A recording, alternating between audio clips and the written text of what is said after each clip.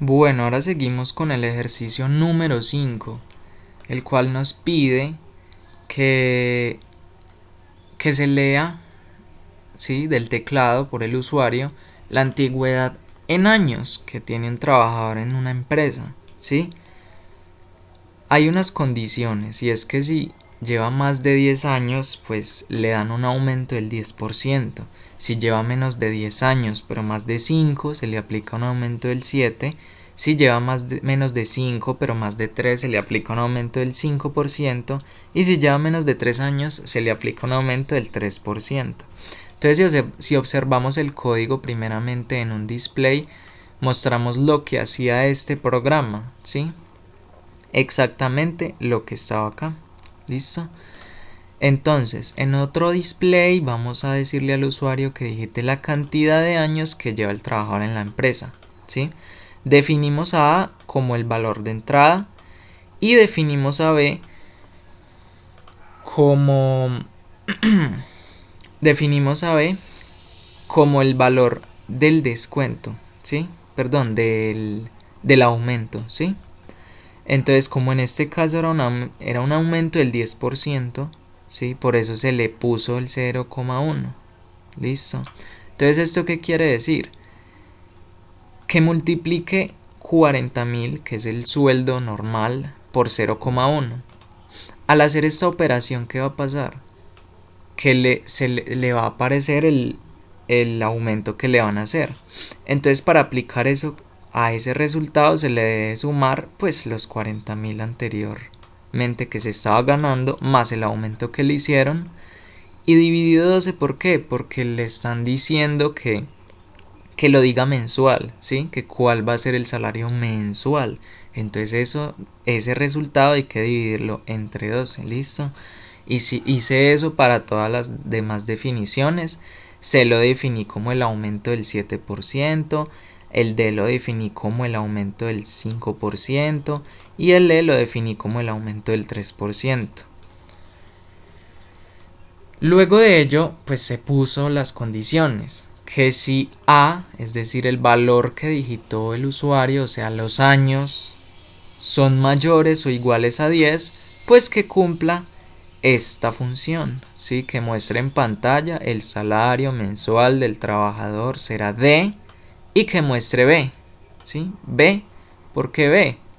Porque esa era la condición que nos estaban dando, que si era mayor o igual a 10 años, pues que se le aplicara un aumento del 10%. ¿Y cuál es el aumento del 10%? Pues B. Entonces por eso acá pusimos la B. Hicimos eso para todas las demás. Si no se cumple esta condición, entonces que pregunte si esto es igual a esto. Y entonces esto nos va a mostrar esto en pantalla y va a ser C, ¿sí? El aumento del 7%. Y así sucesivamente. Para no alargarme mucho, llegamos hasta el último, de que si no se cumple este parámetro, perdón, o esta condición, entonces que muestre en pantalla nada, ¿sí? Acá no está, acá está cumpliendo una función que es mostrar en pantalla, pero no está cumpliendo nada, ¿sí? Otra forma sería, por ejemplo, en vez de ese display doble comilla, pues simplemente se le agrega el void, ¿sí? Que es lo mismo.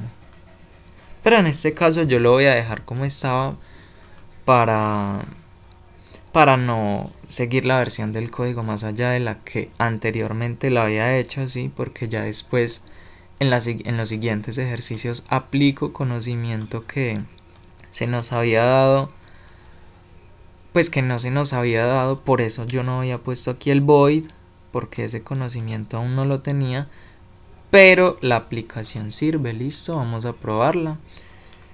Digamos que el trabajador lleva 10 años en la empresa, entonces si lleva 10 años, pues le van a hacer un aumento del 10%, ¿sí? Y por eso a él le van a pagar 3.666.66 euros. Si lleva, por ejemplo, 9 años, ya no va a ser 3.600, sino que va a ser 3.566. Y por ejemplo, si Si fuera el 3%, la E, por ejemplo, la condición dice que sea menor a 3. O sea que si ponemos, por ejemplo, 2 años, ¿sí? El trabajador ya no le van a hacer un aumento del 10%, sino que como dice acá, solo del 3%. Entonces si le damos 2 años, pues el salario del trabajador va a ser 3.433 euros. Listo.